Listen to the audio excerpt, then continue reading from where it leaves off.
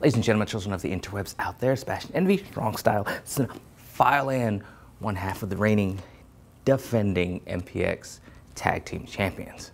Now, Superman and Lois holding the wrench, latest episode of the CW series.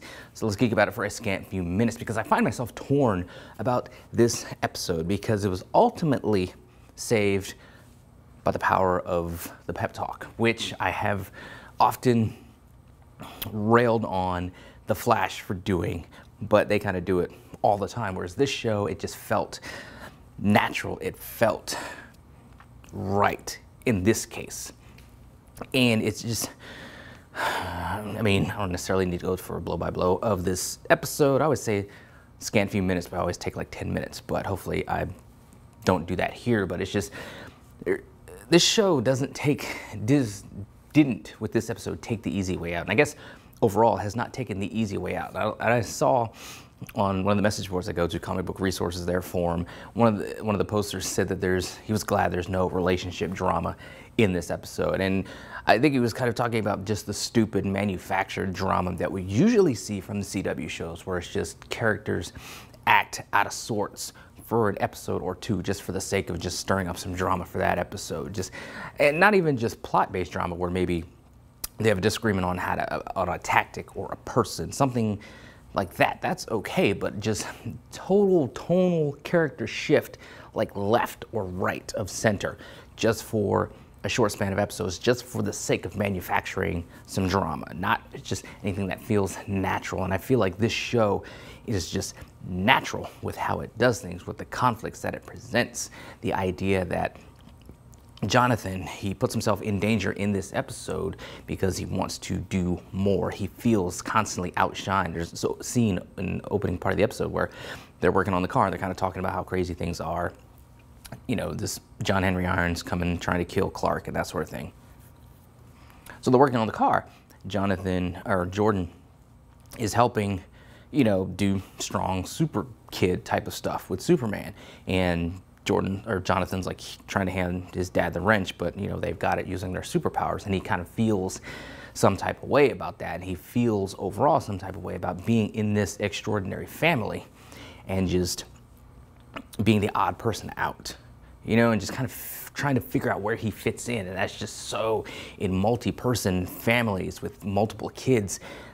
So many, that's just stuff that the kids go through, just trying to find out where they fit in with this family that they've been brought into. And that's just such an easily relatable thing, feeling a certain jealousy, a certain a sense of inadequacy compared to his brother, compared to his father.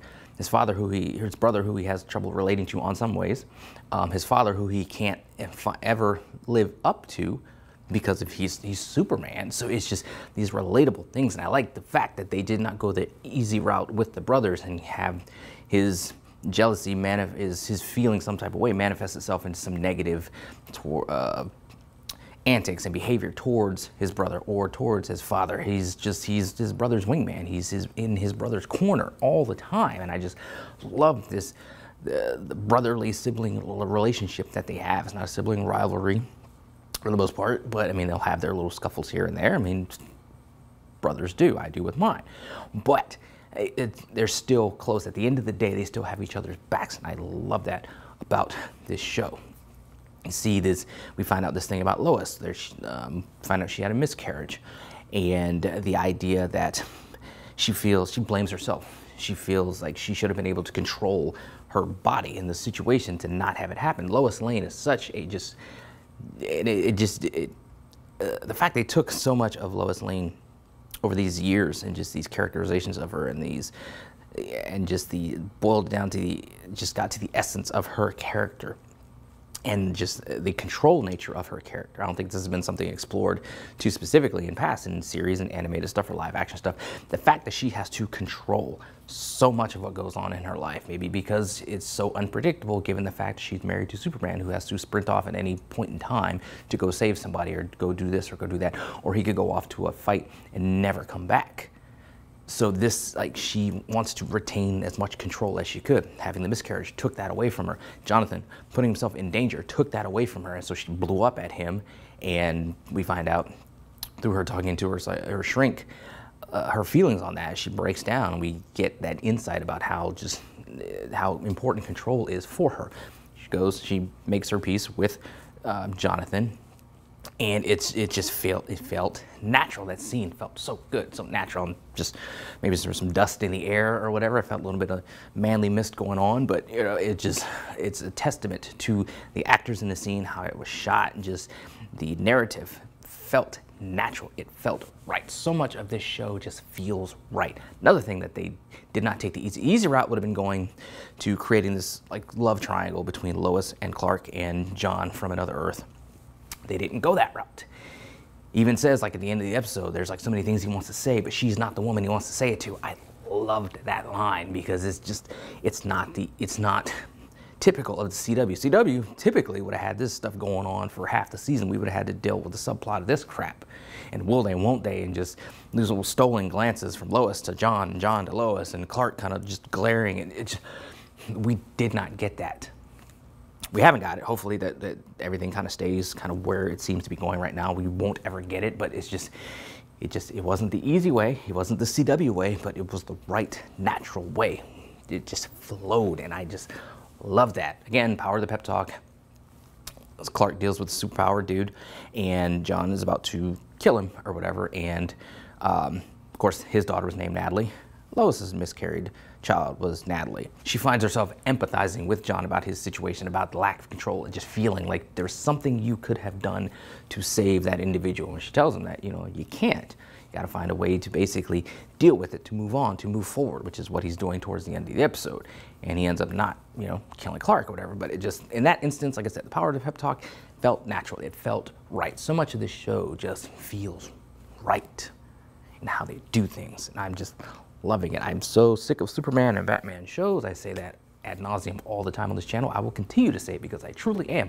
But this show is such an outlier. It is so good.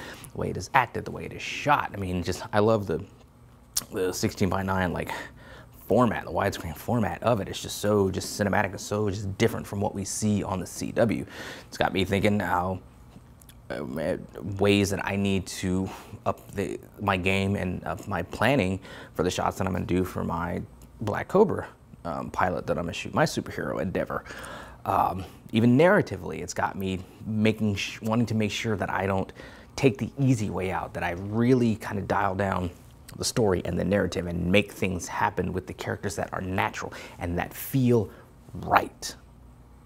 And that's what so much of the show is. It just feels right with what they're doing. Not saying they haven't stumbled here or there. They have. Every show does. But for the most part, overall, this show just feels right, and it just nails so many things. It's just natural and it just feels right, and I am here for all of it. Other than that, you had Lana trying to keep her husband away from Morgan Edge and his machinations without telling her husband what those machinations are. And then you had Sarah getting disappointed in her dad who didn't show up because he was busy feeling sorry for himself because he didn't get into Morgan Edge's, you know, super special program, job, whatever. That's going to lead to people becoming Kryptonian army people. So, you know, it's for his own good, but again, he feels some type of way towards his daughter for letting her down, towards the wife for keeping it from him, maybe keeping him from what he feels is his, and just feels bad about himself. So again, it's just natural sort of reactions to what's going on. I don't know. It boils down to the fact that everything feels right. And this was just another great episode. Hit on some strong emotional beats, and I really hope this continues. This quality of the narrative continues for the rest of the season and in seasons to come. Which we know we won't get the second season of Superman until like sometime in 2022, I believe I read. It's going to be like a mid-season type of replacement type thing, which is fine. I don't need them to rush it. Just take time. Just take time with the writing, take time with the shooting, take time just with everything, and just make it feel right. Just let it continue to feel right. That's all I ask of the writers, because it's great so far. Just let it continue to be great. I'm really anxious to see, kind of after years of seeing David Ramsey, on the CW shows. You know, he's directing episodes of Superman and Lois. I'm really anxious to kind of just see how he looks just in front of the camera, because the show is shot so differently than the CW shows. I'm really anxious to see how he looks like in front of it, in this world. Really curious to see how that's going to play out. So I'm here for it. Superman and Lois, it's a great show. If you haven't seen it yet, get caught up with it. I know I still have to get caught up with some episodes, kind of read some stuff, you know, to be kind of acclimated to what's going on, but I am going to go back and talk about those shows individually. So work on that over the next couple days. But this episode, Holding the Wrench, it's great stuff. What do you guys out there think? Let me know in the comments below. Follow me on social media. Talk to me there, talk to me here. Really think I probably talk longer than 10 minutes, but I'll probably try to cut some stuff out, who knows. Be sure to check me this weekend, MPX, doing what I do, going places, kicking faces. And it's Dave Sagan's face who I'm going to kick, who I've just waited years to get my hands on. Dave Sagan one-on-one, and it's happening Saturday, MPX The Revolution. You need to be there, or you need to watch it online, because this is going to be a beating. That's all I got to say. Till next time, let us geek.